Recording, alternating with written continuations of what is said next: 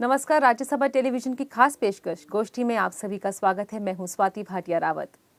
आज गोष्ठी का कारवां आ पहुंचा है माउंट आबू के रेडियो मधुबन में, जहां हम इस बात पर चर्चा करेंगे कि किस तरह से राजस्थान के वेदर को इस तरह का बनाया जाए कि ये अपनी तरफ पर्यटकों को आकर्षित कर सके। इस चर्चा में भाग लेने के लिए हमारे साथ स्टूडियो में खास मेहमान मौजूद हैं। आइए इनसे आपका परिचय कराते हैं। हमारे साथ हैं डॉक्टर अरुण कुमार शर्मा जी, जो कि इको एक्टिविस्ट हैं और साथ ही फिजिशियन भी हैं। आपका स्वागत है। इनके साथ हैं जितेंद्र कुमार सोनी जी, जो कि एसडीएम हैं माउंट आबू में। आपका भी स्वागत है। और साथ ही यशवंत पाटिल जी, जो कि स्टेशन इंचार्ज है रेडियो मधुबन में। आपका भी स्वागत है। इन सब के अलावा हमारे साथ फोन लाइन पे श्रोता भी जुड़ेंगे और साथ ही आज फोन लाइन पे एक गेस्ट भी हमारा साथ देंगे। चर्चा शुरू करने से पहले मैं ये जानना चाहती हूँ कि आखिर राजस्थान का वेदर किस तरह का है, क्योंकि अरुण सर आपने तो बहुत शोध किया है यहाँ पे वेदर को लेके, यहाँ के एनवायरनमेंट को लेके। क्या लगता है आपको, किस तरह का यहाँ का एनवायरनमेंट है? माउंट आबू जो विश्व की सबसे पुरातन पर्वत श्रृंखलाओं की ओली में है, गोदी में है। एक ज़माना ऐसा था कि यहाँ पर साल भर में 180 इंच से भी ज़्यादा पानी पड़ता था। उस स्थिति से आज हम ऐसी स्थिति पे आ गए हैं कि हमारे यहाँ बार बार ये बेचैनी उठती है कि यहाँ जंगलों को काटकर नए डैम बनाए जाएं। अच्छा। क्योंकि पानी की कमी पड़ती है जी। मैं ये मान के चलता हूँ कि ऐसी बातें न कर माउंट आबू को एक नमूना और उदाहरण बनाकर पूरे राजस्थान का द्योतक बना सकते हैं अपन। क्योंकि पानी की कमी है तो सारी कमी है, बिन पानी सब सून। और पानी की भागीदारी जो है वो हम सब की जिम्मेदारी है। तो अच्छा सोनी साहब, जैसे इन्होंने बोला पानी की भागीदारी हर बंदे की, हर इंसान की जिम्मेदारी है, इस पर आपको क्या लगता है? क्या किस तरह की प्रतिक्रिया? हमें बचाव करने के लिए या जल संरक्षण करने के लिए बहुत बड़ी किसी क्रांति की जरूरत नहीं है। बहुत छोटी छोटी बुनियादी चीजें, उनमें अगर हम परिवर्तन लाते हैं तो वो जल संरक्षण से बात जुड़ती है। और मेरा ये भी मानना है कि जल संरक्षण केवल एक पार्ट है, एक हिस्सा है पर्यावरण रक्षा का। अगर हम रूम से 5 मिनट बाहर जाते हैं और हमने उस 5 मिनट के लिए बिजली बंद कर दी है, बल्ब बंद कर दिए हैं, हम वापस आके नए सिरे से जलाते हैं, तो ये भी हमारे लिए कहीं ना कहीं पर्यावरण रक्षा से जुड़ा हुआ है। ये सब एक अंतर्गुंथित जाल है। अगर पेड़ पौधों की अगर हम बात करते हैं तो वो भी पानी से जुड़े हुए हैं। पानी की रक्षा की अगर हम बात करते हैं तो वो भी पर्यावरण से जुड़ा हुआ है। पॉलीथीन का प्रयोग नहीं करना भी पर्यावरण रक्षा से जुड़ा हुआ है। ये बहुत वृहद बात है, मिलजुल कर प्रयास किए जाने से हम बचा सकते हैं। जी बिल्कुल।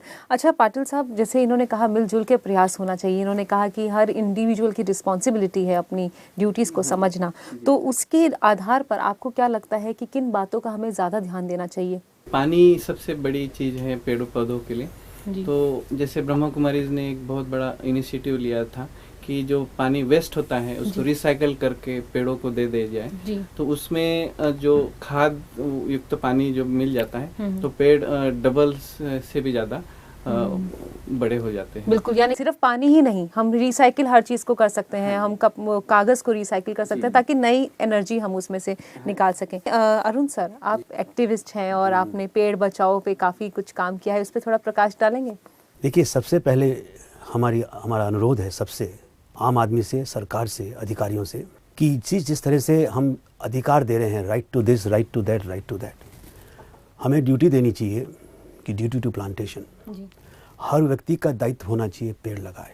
मैं बता दूं, हमारे पास कंप्यूटराइज सिस्टम है। हमें पता है कि किस इलाके में किस समय पानी देना है और उस समय उसके पास खबर पहुंच जाती है और वो व्यक्ति, वो समूह, वो कहीं से भी ट्रैक्टर लाकर पानी डालते हैं। हमें जो उपलब्ध जंगल है, ज़मीन है, उसको बिना नुकसान पहुंचाए हम पूरे राजस्थान में और विशेषकर माउंट आबू में छोटे छोटे जलाशय बनाए, जिनको हम कहते हैं एनीकट या चेक डैम्स। हम बड़े डैम नहीं बनाए तो निश्चित रूप से आपके पास पानी होगा। छोटा सा डैम होगा वो भी भरा रहेगा। कि spirituality and science should go together for well being. तो साइंस ने भी हमें बहुत कुछ दिया है। कुछ ऐसे रसायन हैं, उसका नाम है पोटाशियम पॉलीएक्रिलेट। उसकी खूबी यह है कि वो अपने वजन से 500 गुना ज़्यादा पानी सोखता है। इसका हमें इस्तेमाल करना चाहिए। जब हम पेड़ लगाएं तो उसके साथ साथ इसको डाल दें। और पेड़ क्योंकि हम वर्षा के समय लगाते हैं, वो जितनी बरसात होगी वो सारा सोख लेगा। अच्छा सोनी साहब, जैसे इन्होंने शुरुआत में ये बात बोली कि यहाँ पे हम कहते हैं कि पेड़ लगाइए, लेकिन एक अभी तक कानून में ऐसा कुछ नहीं आया है प्रावधान की आपको ये ड्यूटी है आपकी कि आपको पेड़ लगाना है। नहीं, कानून में है ऐसा प्रावधान। हमारे जो संविधान है, उसके अंदर नीति निर्देशक तत्व हैं, हमारे जो मूल कर्तव्य हैं, उसके अंदर पर्यावरण संरक्षण की बात कही गई है। और वैसे भी मुझे हैरानी होती है कि अगर हम किसी चीज़ को, अच्छी बात को लिख देंगे तभी हम करेंगे, ये कोई बहुत उचित बात नहीं है। जो आपने बताया है, मेरा मानना है कि किसी भी चीज़ की जो शुरुआत है वो स्व प्रेरणा से आती है। आप अंडे को बाहर से फोड़कर कभी भी चूजा नहीं निकाल सकते। चूजा तो उसी दिन निकलेगा जिस दिन अंडा अंदर से फूटेगा। वैसे ही अच्छी चीज़ अंदर से निकलनी चाहिए। और ये लिखा भी है, मेंशन भी किया हुआ है। मेरा मानना है कि जब हम सारे लोग जागरूक हो जाएंगे तो बहुत अच्छे रिजल्ट सामने ला सकते हैं। हमारे जितने भी विभाग हैं उन सब लोगों की मदद से, स्कूल के बच्चों की मदद से, आर्मी, सीआरपीएफ सबकी मदद से हमने एक दिन का टारगेट रखा था कि हम 11 लाख बीज और पौधे लगाएंगे। लेकिन हमने एक दिन के अंदर 29,21,712 पौधे और बीज का रोपण इसी पूरे उपखंड में किया। माउंट आबू में अधिकतम किया। उसके पश्चात अच्छी बारिश हुई है। तो ये सब प्रयास की बात है।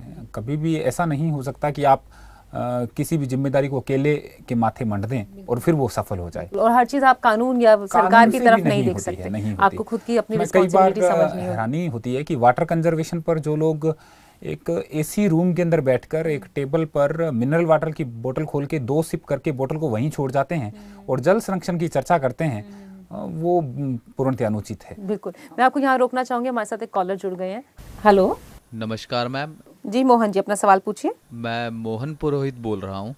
मैम, मैं जानना चाहता था कि लोग वृक्षारोपण तो करते हैं लेकिन उसके बाद पेड़ों का रखरखाव और उनको कैसे संभालना है ये भूल जाते हैं। तो पेड़ों के रखरखाव को लेकर आप क्या सजेशन देना चाहेंगी? इन चीज़ों पर मैं सुझाव जानना चाहता हूँ। धन्यवाद मोहन जी। मोहन जी का सवाल ये है, वो ये जानना चाहते हैं कि ये वृक्षारोपण तो हर जगह हो रहा है, जहाँ पे वृक्ष लगाए जा रहे हैं, बहुत से जगह लगा रहे हैं, लेकिन उसके बाद क्या? उसके बाद उसकी उतनी केयर नहीं की जा रही है। तो ऐसे भी कोई इनिशिएटिव लिया जा रहा है कि उसकी केयर की जाए? सर, आपसे मैं जानना चाहूँगी। सोनी साहब, हम सबसे इस चीज़ की अपेक्षा भी रखी कि जो पौधे लगाएंगे वो उसकी सुरक्षा भी करें। हमें ट्री गार्ड भी मिले, वो सारे लगाए गए हैं। जहाँ हमें लगता है जो संवेदनशील क्षेत्र है, जहाँ पे पौधे को नुकसान हो सकता है, वहाँ पे हमने ट्री गार्ड लगाए। जहाँ हमें लगता है कि जरूरत नहीं है, उसको हमने वैसे ही छोड़ा है, वो प्राकृतिक रूप से पनपेंगे। अगर एक इंसान अपने घर में लगे हुए गमले की तो रोज पत्ती देखता है कि आज निकली है, आज फूल निकलेगा, और अच्छा लगता है, उसको पानी देता है। अगर वो उतना नहीं करे और केवल 50% भी ध्यान देते गली में लगे हुए पौधों पर जो हमने सड़क के दोनों किनारों पर लगाए हैं, तो हम इसको रक्षा दे पाएंगे। बाकी इस दुनिया में ऐसा कोई भी तरीका नहीं हो सकता कि आप इतने ज़्यादा पौधे लगाएं और प्रशासन का हर एक आदमी हर एक पौधे के पास हमेशा खड़ा रहे। आप ट्री गार्ड भी लगा देंगे तो लोग ट्री गार्ड भी ले जा सकते हैं। कुछ एक चीज़ें स्वतः अनुशासन से चलती हैं। पौधे को पालकर बड़ा करना बच्चे को बड़े करने के समान है और सबके सहयोग के बिना ये नामुमकिन है। यानी कि अपनी रिस्पॉन्सिबिलिटी समझना जरूरी है। इस पर हम और चर्चा करते हैं। रुकते हैं एक छोटे से ब्रेक के लिए। वक्त हो गया एक छोटे से ब्रेक का, जल्द हाजिर होते हैं। देखते रहिए गोष्ठी।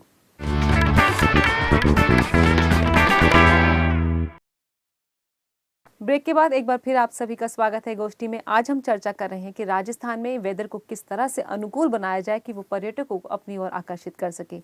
ब्रेक पे जाने से पहले अभी तक आपने कहा कि ये सिर्फ सरकार की तरफ नहीं देखना चाहिए, एक इंडिविजुअल की रिस्पॉन्सिबिलिटी। आपने कहा कि हर एक को पेड़ लगाने चाहिए, वृक्षारोपण करना चाहिए। अभी हाल ही में आपको यशवंत जी एक अवार्ड से नवाजा गया है, ग्रीन एको अवार्ड। क्या है वो? ये जो अवार्ड प्रजापिता ब्रह्मा कुमारी इसको मिला है, एक न्यूज़पेपर है, उन्होंने अनाउंस किया था कि हम लोगों ने लगभग 1,09,440 पेड़ का काउंटिंग करके उनको भेजा। और हमने इसमें जो इको फ्रेंडली जो भी एक्टिविटीज़ हैं, जैसे सोलार से पानी गर्म कर रहे हैं तो उसमें से पेड़ कटने से बच जाता है। तो हमने एक नया एक सिस्टम शुरू किया है, hot water, air hot water system. तो उसमें एनर्जी 50% सेव हो जाती है, इलेक्ट्रिसिटी। तो इलेक्ट्रिसिटी सेव होने से जो कार्बन इमिट होता है थर्मल पावर स्टेशन में, उतना कितना किलो हमने कार्बन एमिट होने से या बर्न करने से सेव किया, तो उसके वजह से राज्यपाल ने राजभवन में बुला के फर्स्ट अवार्ड दिया हुआ है। बहुत बढ़िया, ये तो बहुत अच्छा आपने काम किया और आई थिंक ये प्रेरणा का स्रोत भी बनेगा क्योंकि ब्रह्म कुमारी इसको बहुत लोग फॉलो करते हैं। अच्छा सोनी साहब, मैं आपसे जानना चाहूँगी, जैसे हम बात कर रहे हैं कि पानी बचाइए, रिसाइकिल करिए, एनर्जी को कंज्यूम करिए, आपको क्या लगता है राजस्थान में अगर हम वेदर चेंज करते हैं तो क्या ये अपनी तरफ पर्यटकों को लुभाएगा? निश्चित तौर पे अगर अच्छी बारिश होती है, आप हरा भरा बनाते हैं तो उसका असर देखने को मिलता है। मैं इसको इस तरीके से भी बता सकता हूँ कि जैसे इंदिरा गांधी कैनाल है, वो जब प्रारंभ में जब आई थी तो उस वक्त गंगानगर, हनुमानगढ़ जो राजस्थान के पंजाब हरियाणा से संपर्क वाले इलाके हैं, वहाँ पर जो पूरा का पूरा इकोसिस्टम था वो धीरे धीरे चेंज हो गया, खूब हरियाली हुई। धीरे धीरे वो नहर आगे पहुंची है। आज वो अगर जैसलमेर तक पानी पहुंचा रही है तो वहाँ पे भी स्थिति अच्छी हो रही है। यही बात हम हमारा पश्चिमी राजस्थान में जालोर नाम का जिला है, वहाँ से देख सकते हैं। जो नर्मदा नहर आई है उससे भी पानी मिलने से धीरे धीरे अच्छी हरियाली होगी, फर्क पड़ेगा। जब हरियाली होती है तो निश्चित तौर पर वो पूरे क्षेत्र का वातावरण बदलती है, आपको बड़ा अच्छा महसूस होता है, पानी आपके पास होता है। किसी भी इंडस्ट्री के लिए जो प्रारंभिक आवश्यकता है, जो रॉ कंटेंट चाहिए, उसमें पानी की ज़रूरत रहती है। पानी अगर आपके पास पर्याप्त मात्रा में है तो आप उद्योगों के निवेश को बढ़ावा दे सकते हैं। आप जल से संचालित जितने प्रकार की अन्य चीज़ें हैं उसका इस्तेमाल कर सकते हैं। आप हाइडल एनर्जी के बारे में सोच सकते हैं। आपके पास अगर अच्छी संख्या में पेड़ हैं और आप सुंदर पर्यटक स्थल के रूप में उसको विकसित कर सकते हैं। आपके पास वनोपज अच्छी हो सकती है। जिन जनजातियों की अगर हम बात करते हैं, जल, जंगल और ज़मीन, और उन तीनों पर आधारित सभी प्रकार की संरचनाएं बढ़िया हो सकती हैं।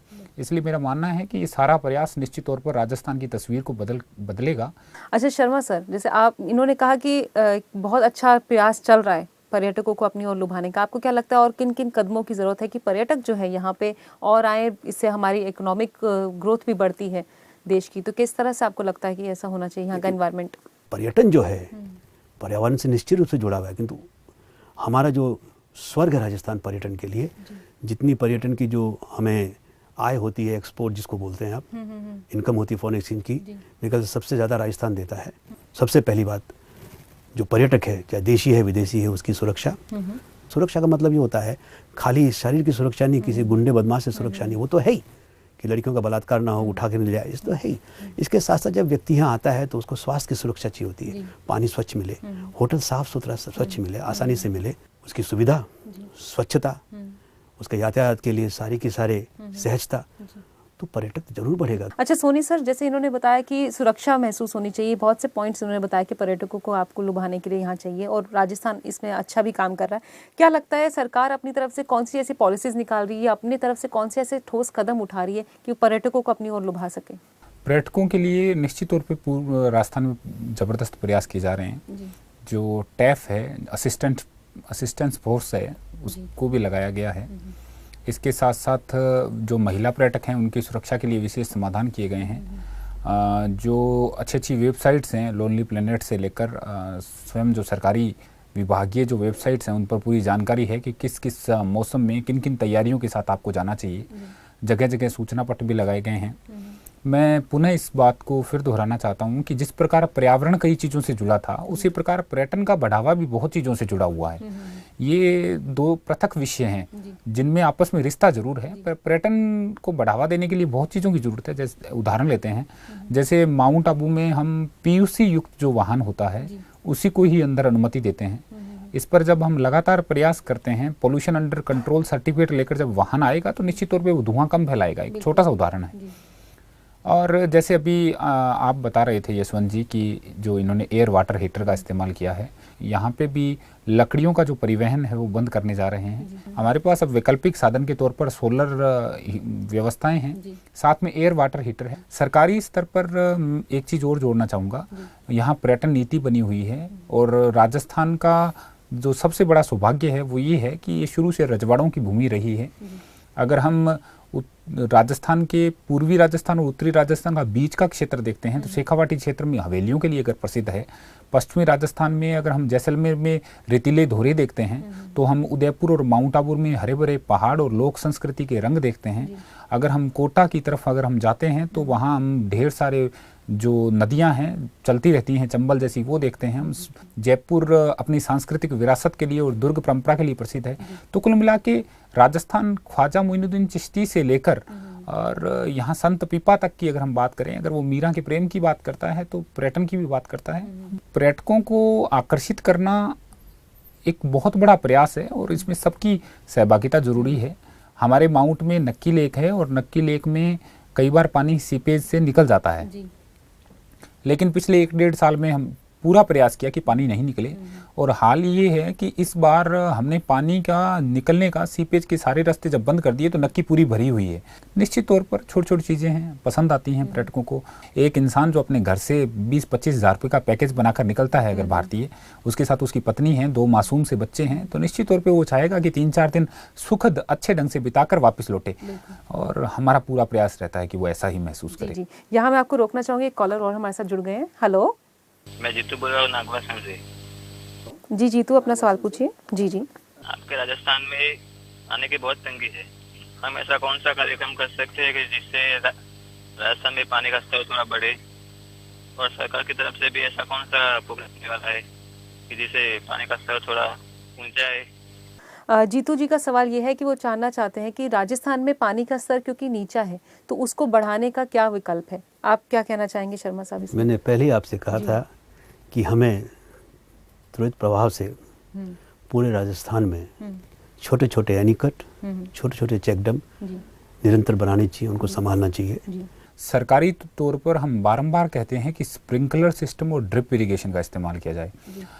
ट्यूबवेल लगाकर उसको खाला सिस्टम बनाकर उसके अंदर पानी छोड़ दिया, और फिर वो पता ही नहीं है कि कितने पानी की आवश्यकता है, कब आवश्यकता है, पानी ऐसे ही रहता है, तो निश्चित तौर पर हम सारे लोग नुकसान कर रहे हैं। दोहन है वो पानी का। तो ऐसी दशा में हम एक छोटा सा जलाशय बना सकते हैं और वहाँ से मोटर चलाकर पानी को स्प्रिंकलर और ड्रिप इरिगेशन से पहुंचाएं, तो हम बहुत सारे पानी को जो व्यर्थ में ही हम दोहित करते हैं उसको हम बचा पाएंगे। यहाँ हम आपको रोकना चाहेंगे, वक्त हो गया एक छोटे से ब्रेक का। जल्द हाजिर होते हैं, देखते रहिए गोष्ठी।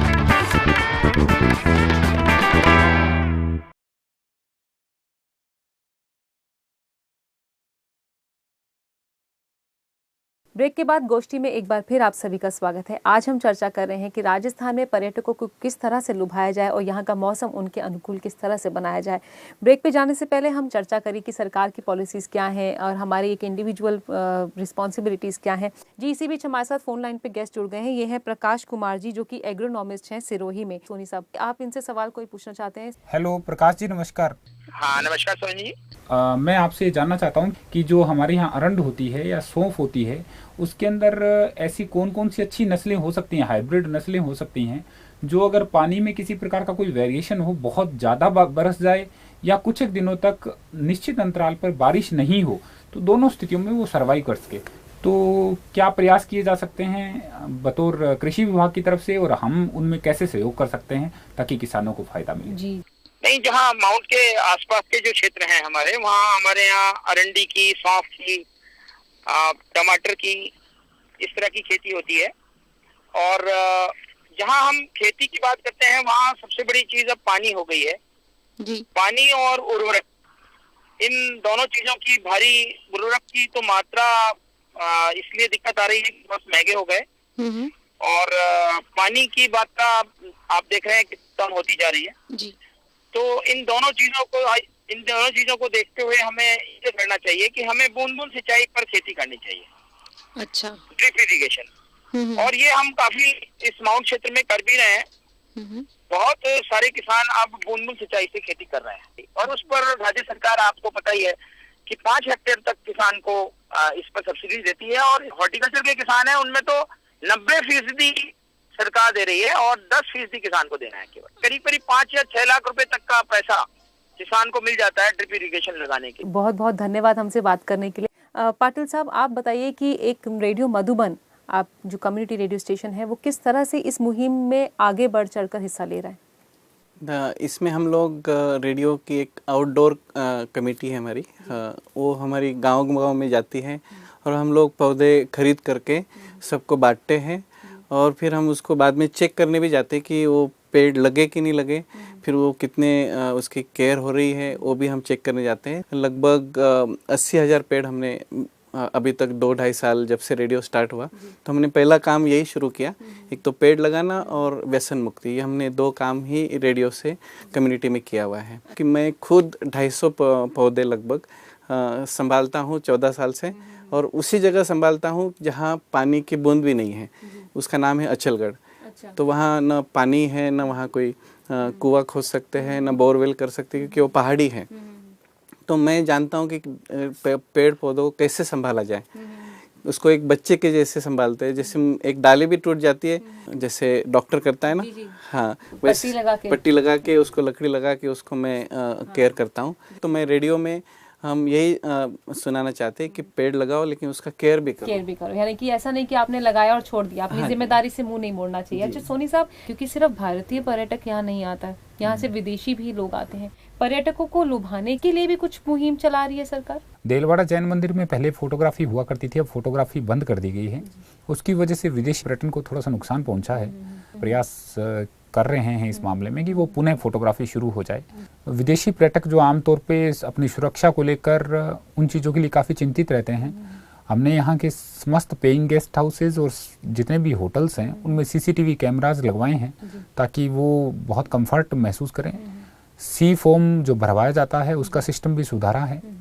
इसके साथ साथ रेट लिस्ट लगवाने का भी प्रयास किया है ताकि कोई विदेशी पर्यटक को देखकर सिर्फ लूटने की कोशिश से दुगना चौगुना या 5 गुना उसको दाम नहीं बताए। और अब हम बहुत जल्द एक नई चीज़ और लेकर आ रहे हैं। हमने माउंट आबू में 2 ऐसी जगह चुनी हैं जहां पर हम दुनिया की 16 भाषाओं के अंदर माउंट आबू की समस्त प्रकार की जानकारी उपलब्ध करवाएंगे और वो वहाँ निःशुल्क दी जाएगी। माउंट आबू एक ऐसी जगह है जहाँ से विदेशी पर्यटकों के लायक बहुत सामग्री है, खूब सारा कंटेंट है, अच्छा माहौल है, ऊंचाई भी ऐसी जगह नहीं है जहाँ बहुत ज़्यादा बर्फ़ पड़ती हो। एक ऐसी जगह है जहाँ हमेशा प्लीजेंट वेदर रहता है, बहुत बढ़िया महसूस होता है उसको। तो इस सारे प्रयासों का निश्चित तौर पर एक अच्छा परिणाम आएगा। अच्छा, मैं एक चीज़ और जानना चाहूँगी सोनी साहब आपसे कि जैसे हम बात कर रहे हैं कि आपने बहुत सारी पॉलिसीज़ बताई, बहुत सारे काम सरकार कर रही है पर्यटकों को लुभाने के लिए। आखिर पर्यटक जो है वो किस तरह से आपके एक क्षेत्र को फ़ायदा दे सकता है? जब कोई पर्यटक रवाना होता है और माउंट पहुँचता है तो जो एवरेज स्टे है माउंट का पिछले 1 साल का हमने निकाला है वो 1.8 डेज है। यानी वो लगभग 1.25 दिन रुकता है, एक रात गुजारता है और पूरा दिन लगाता है, फिर शाम को चला जाता है। यहाँ जब वो आएगा तो यहीं चूंकि वो खाना खाएगा, लंच लेगा, डिनर लेगा, वो घूमने जाएगा, शॉपिंग करेगा, वो यहाँ की बस में बैठेगा, वो यहीं के गाइड को लेगा, वो यहीं फ़ोटो खिंचवाएगा। अगर छोटी छोटी चीज़ अगर उसको रिचार्ज भी करवाना है तो वो यहीं से करवाएगा। ये सारी चीज़ें बुनियादी तौर पर बहुत मदद करती हैं। एक उस इंसान से जो एक बाबा गाड़ी चलाता है वहाँ से लेकर घोड़ा चलाने वाले, उससे लेकर हमारे जो ट्रैवल्स वाले हैं वहाँ तक, और सड़क के किनारे घूमते हुए बच्चों की जिद पर अगर आइसक्रीम खाता है तो उस आइसक्रीम से लेकर जिस होटल में वो डिनर करता है वहाँ तक सभी प्रकार के लोगों तक उसकी आमदनी का एक हिस्सा पहुँचता है। लगभग 25 लाख टूरिस्ट हर साल माउंट आबू में आते हैं, जिसमें 1.2 लाख यानी 1,20,000 हर साल बढ़ने की उम्मीद है। और ये सारे जब 25 लाख टूरिस्ट आते हैं, अगर हम एक मोटा सा खर्च माने कि एक आदमी एक दिन में 300 रुपये भी खर्च करता है उस शहर के अंदर, तो 25 लाख को 300 से मल्टीप्लाई करके हम मोटी सी रकम देख सकते हैं। ये सारा माउंट आबू में जाता है। और इसीलिए माउंट आबू की जो नगर पालिका है वो राजस्थान की इस लिहाज से, आय के लिहाज से, राजस्व के लिहाज से सबसे समृद्ध नगर पालिका है। इसलिए हम प्रयास भी बेहतर कर रहे हैं ताकि ज़्यादा से ज़्यादा सुविधाएं दे पाएं। तो पर्यटन बढ़ता है तो उसका फ़ायदा सभी लोगों को मिलता है। अच्छा अरुण सर, आप माउंट आबू को 5 साल बाद कहाँ देखते हैं? और क्योंकि ये इको सेंसिटिव जोन हो गया है तो अब इसकी सुरक्षा ही रहेगी और प्रगति ही होगी। और सर ने बताया है हर साल 1.5 लाख आदमी बढ़ेगा। 5 साल में ये एक अद्भुत डेस्टिनेशन बनेगा। बिल्कुल। अच्छा, मैं एक चीज़ और बहुत उत्सुक हूँ आपसे जानने के लिए। आप एक फिजिशियन हैं और साथ ही आप इको एक्टिविस्ट हैं, तो ये सफ़र जो है आपका कैसा रहा? कितना सुखद था और कितना टफ था? रोचक भी था, खतरनाक भी था, चुनौतीपूर्ण था।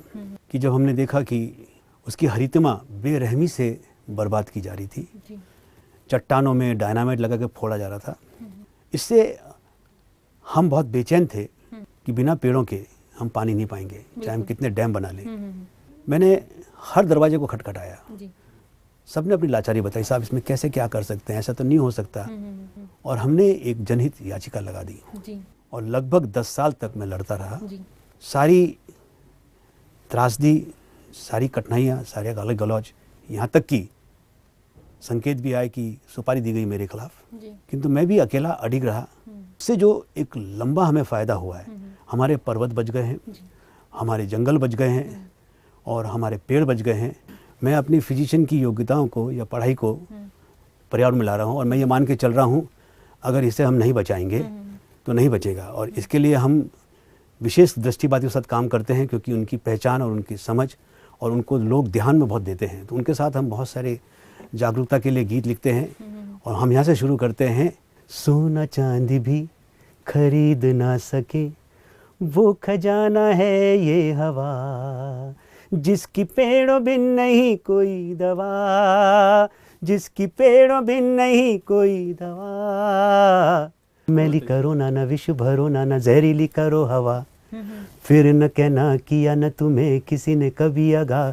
अरे बिना हवा के कैसे जियोगे ये तो दो बता, जिसकी पेड़ों बिन नहीं कोई दवा। हम डॉक्टर हैं, यही दवा देंगे। बहुत बहुत धन्यवाद हमसे बात करने के लिए, आज की चर्चा में भाग लेने के लिए। तो आज की गोष्ठी में जो बात सबसे ज़्यादा सामने आई है वो ये है कि अगर पर्यटक कहीं घूमने जाता है तो उसकी ये सबसे पहली रिस्पॉन्सिबिलिटी है कि वो अपने घर की तरह उस जगह को भी स्वच्छ रखे, उस जगह के एनवायरनमेंट को समझे और वहाँ के एनवायरनमेंट को अपनाए। दूसरी बात ये कि हमारी पर्सनल रिक्वेस्ट है आप सबसे कि आप भी पेड़ लगाएं और उस पेड़ को लगा के भूल ना जाएं, उसे बच्चे की तरह पालें, उसका पालन पोषण करें। फिर देखिए आपका देश, आपका वातावरण कितना अनुकूल होता है आपके लिए और पर्यटकों के लिए। आज की गोष्ठी में बस इतना ही। अगले हफ्ते फिर मुलाकात करेंगे किसी नए मुद्दे के साथ। तब तक के लिए देखते रहिए राज्यसभा टेलीविजन। नमस्कार।